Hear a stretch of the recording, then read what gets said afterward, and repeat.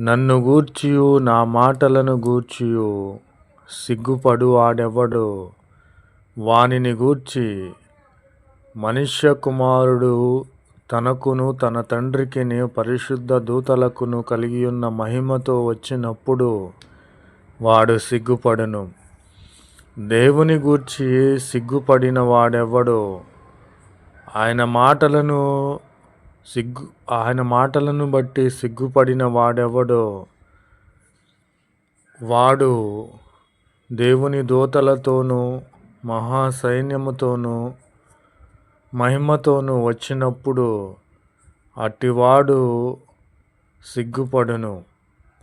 ఎందుకంటే నా ప్రియమైన సహోదరి సహోదరులారా, మనుష్య కుమారుడైనటువంటి ప్రభువైన క్రీస్తు వారు బహు శ్రమలు పొంది ఉన్నారు మన కొరకు.